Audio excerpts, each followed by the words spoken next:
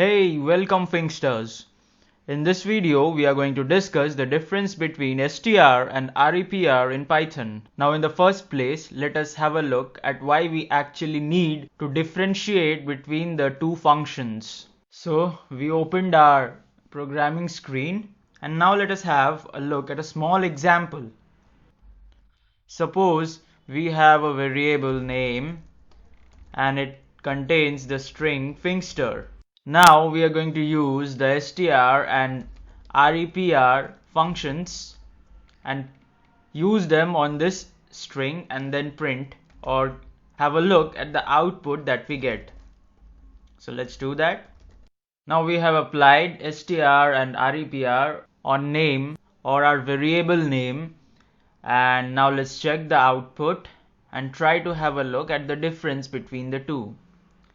Now if you look closely, then you cannot make much out of it because the difference is quite subtle here. All we can see here is that Finxter, when used with str or when str was used on the variable name, then we got a readable representation of the string Finxter. That is, we simply got the string Finxter, while in the second case, we also received an output as Finxter, but this time we had the quotes around the word Finxter. So this does not tell much about the difference between the two. But now let us have a look at a different example. Let us create another variable that stores the date time as of now. In order to do that, we need to import datetime. Therefore, let's use the import statement, and we have successfully imported datetime. And now let's use str and repr on this variable d, and let's check the output in this case. Let's run our code. Now as you can see, the output in each case is quite different. That is, when str was used upon d, we got the date and time that is reflected on the system as of now, whereas when we used repr on the variable d, we got an object representation of the variable d, that is date time. So the second example shows us the visual difference between the two.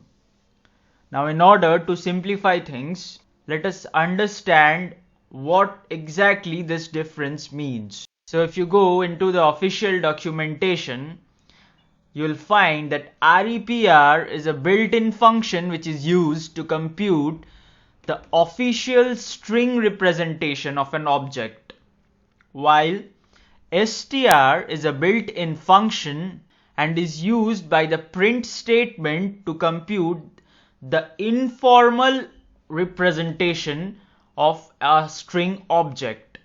So when we say official string representation of an object, it means that when you pass repr to the eval function, then you can compute an output. However, when you pass the str function inside eval, you won't get an expected output. Instead, you'll get an error.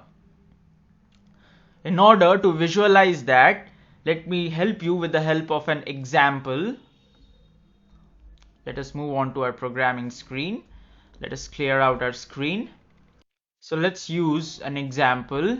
Consider that you have the following snippet. Let me make a few adjustments here. I need to use repr on 25.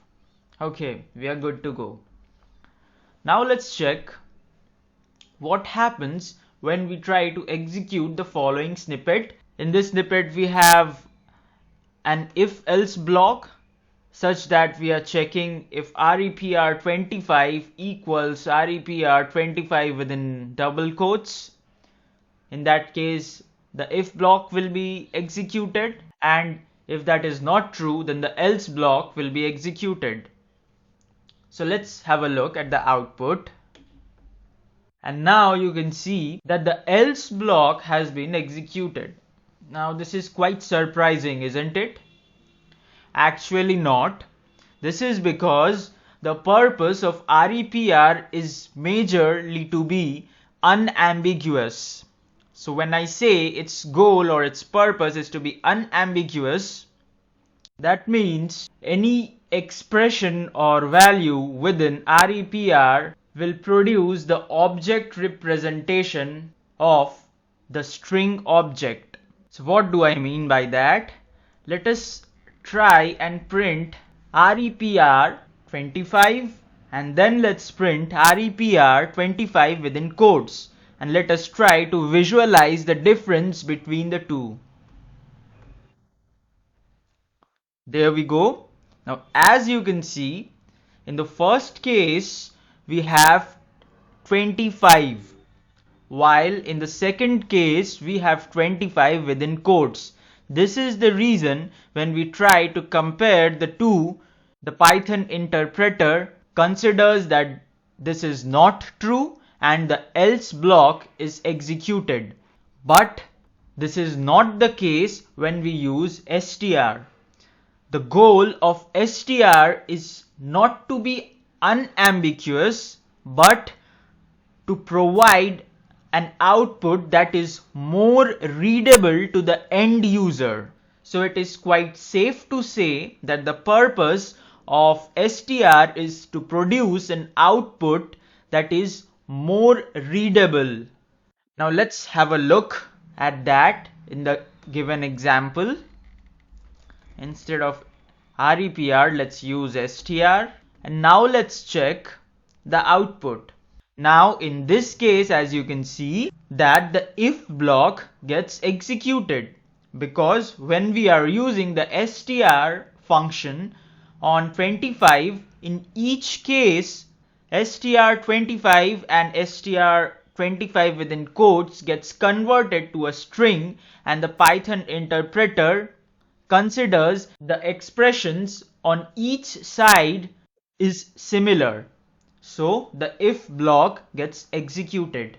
Another point that you must keep in mind is you can pass repr within eval function. So consider that we have the following snippet, as you can see on the screen, where we have couple of variables, text1 and text2. Within text1 we have a string, while in text2 we apply the repr function on text1 and then we pass it to the eval function. Now we check if text1 is equal to text2. In that case we print eval works.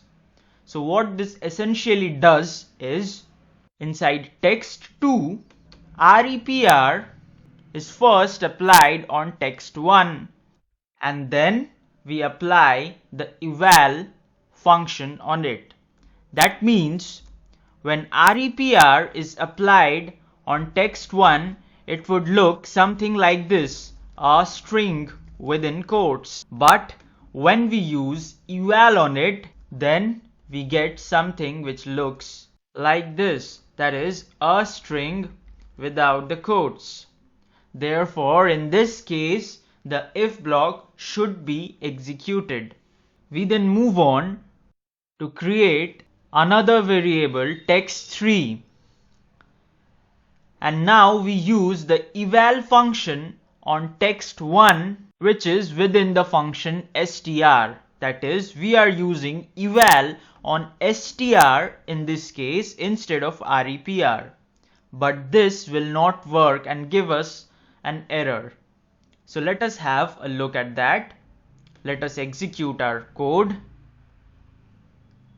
And as you can see, the first if block was successfully executed. But when we tried to execute the second if block, we got a syntax error. Now there's another thing that you must keep in mind. When we use str on a container object, like a list or a dictionary, the str function invokes their repr method. Hence, we get the object itself as the output, and there will be no visual difference between str and repr when used with container objects. Now, what do I mean by that? Let us have a look at that in an example. Let us clear our output screen and programming window. Now consider we have three variables such that the first variable rank is a dictionary, the second variable language is a list, and the third variable error is a tuple.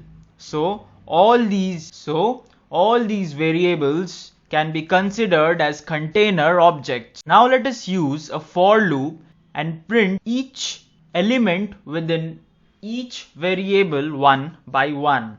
So we have our for loop, and within the for loop we are using a print statement to print the type of each variable.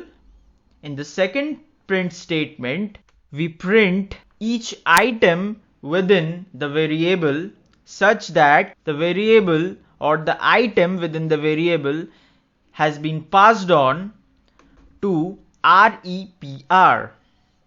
Similarly, in the second print statement, we pass each item of each variable into the str function.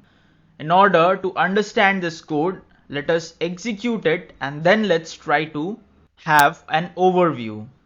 Now, as you can see on the screen, the first variable has been denoted as a dictionary, the second as a list, and the third as a tuple.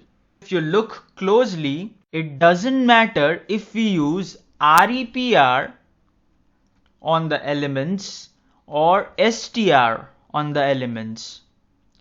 In each case, you get the object representation of each variable. So repr also represents a dictionary, whereas str also represents a dictionary for the variable object rank. But now suppose you have another variable name which is no longer a container object. It is simply a string. In that case, str and repr will behave differently as we saw previously. So let us quickly print that out and check in order to visualize the difference.